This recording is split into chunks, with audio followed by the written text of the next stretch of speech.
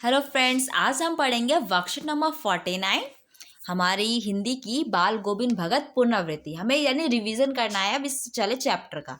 तो कौन सी बुक से? ये हमारी क्षितिज बुक से है। तो हम पढ़ते हैं इसमें क्या दिया हुआ है।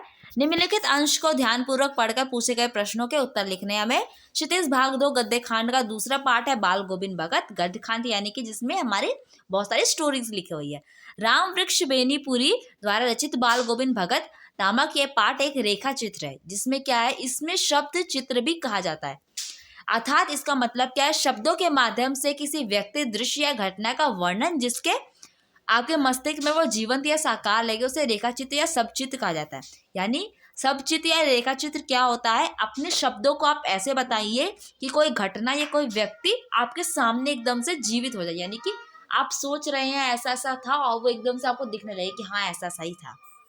तो ये सेम वही उसे कहते हैं रेखाचित्र या सबचित्र। बाल गोविंद भगत रेखाचित्र के माध्यम से बेनीपुरी का एक विलक्षण व्यक्तित्व को सजीव वर्णन किया है उन्होंने, जो मानवीयता, लोक संस्कृति और सामूहिक चेतना का प्रतीक है।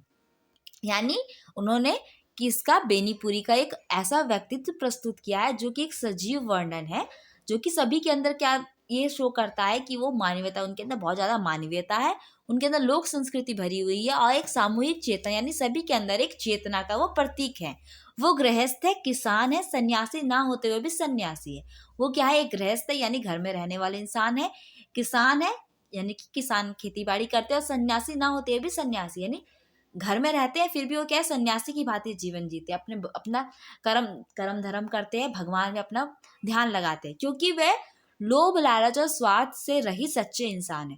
सन्यासी का मतलब यही नहीं होता कि जो घर से बाहर है वो सन्यासी है। सन्यासी का मतलब वो भी होता है जो लालच, लोभ और स्वार्थ से परे हो, यानी इन सबको हटकर वो एक सच्चा इंसान की तरह वो रहता है।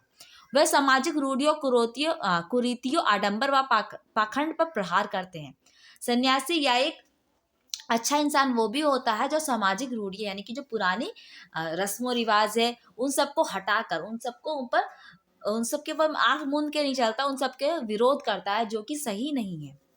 ठीक है, तो पहला क्वेश्चन दिया है रेखा चित्र की क्या विशेषता होती है। तो हमने अभी पहले ही पढ़ा कि क्या विशेषता होती है। चलिए मैं इसे आपको लिख के बता देती हूँ। रेखा चित्र के माध्यम से राम वृक्ष बेनीपुरी जी ने मनुष्यता, लोक संस्कृति एवं सामूहिक चेतना का प्रतीक एवं एक विलक्षण चित्र का उद्घाटन किया। इससे शब्दों के द्वारा किसी व्यक्ति, दृश्य या घटना का वर्णन होता है। ठीक है फ्रेंड्स, ये आपका आंसर है। आप यहाँ से भी लिख सकते हैं, ये जो दिया हुआ है, शब्दों के मस्तिष्क माध्यम से किसी व्यक्ति, दृश्य या घटना का वर्णन जिसके शब्दों में मस्तिष्क में वो जीवंत या साकार है, उसे रेखाचित्र या सबचित्र कहा जाता है। ठीक है, दूसरा क्वेश्चन है, बाल गोविंद भगत सन्यासी ना होते हुए सन्यासी है, लेखक ने ऐसा क्यों कहा है। तो इसका आंसर है क्योंकि लेखक का मानना है कि मनुष्य वेशभूषा या बाह्य अनुष्ठानों से सन्यासी नहीं होता, अपितु मानवीय गुणों के आधार पर ही मनुष्य सन्यासी हो सकता है। तीसरा क्वेश्चन है हमारा कि आपके विचार से सच्चे सन्यासी में क्या क्या गुण होने चाहिए। तो उसके क्या क्या गुण होने चाहिए, हम मेरे हिसाब से क्या है, एक सच्चा सन्यासी वही हो सकता है जो मानवीयता, लोक संस्कृति और सामूहिक चेतना का प्रतीक हो, लोभ, लालच और स्वार्थ से रहित हो, वह सामाजिक कुरीतियों, आडंबरों व पाखंड का विरोध करे, वो क्या है, एक सच्चा सन्यासी हो सकता है। चौथा क्वेश्चन कहते हैं, किन घटनाओं से साबित होता है कि बाल गोविंद भगत सामाजिक सुधार व महिला पुरुष समान के पक्षधर में थे, यानी कौन सी घटनाएं हैं वो बताइए आप। तो इसका आंसर है हमारा, कबीर के दोहे को वो गाया करते थे, मृत्यु के बाद आत्मा का परमात्मा से विलन वो कहते थे, और उन्होंने अपनी पुत्र वधू की दूसरी शादी कराई। बेटे की क्रियाक्रम पुत्र वधू से कराया उन्होंने। पुत्र वधू को वैध जीवन जीने के लिए मजबूर नहीं किया, यानी कि जो विधवा का जीवन है वो भी जीने के लिए उन्होंने मजबूर नहीं किया। ठीक है, तो इन सब बातों से क्या पता चलता है कि वो महिला और पुरुष के लिए समानता के पक्षधर में थे। पांचवा है, हमें गतिविधि दी गई है, अपने संस्मरण के आधार पर किसी व्यक्ति, दृश्य या घटना का वर्णन अपने शब्दों में लिखिए। तो आप अपने शब्दों में आपको जो भी संस्मरण आपको याद हो आप उसे लिख दीजिए। अब मेरा संस्मरण मैं ये लिख देती हूँ। एक समय में एक रेलगाड़ी से अपने गाँव को जा रहा था या जा रही थी।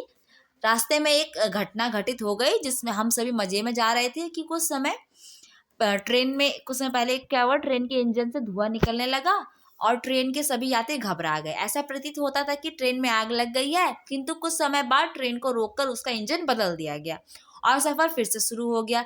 ये सफर बेहद ही आश्चर्यजनक थी और भयभीत करने वाली भी थी। इसलिए मुझे घटना याद है। तो फ्रेंड्स, आई होप आपको वीडियो पसंद आया होगा। इसे लाइक कीजिए, कमेंट कीजिए, शेयर कीजिए और भी वीडियोस देखने के लिए मेरे चैनल को सब्सक्राइब कीजिए। Thank you.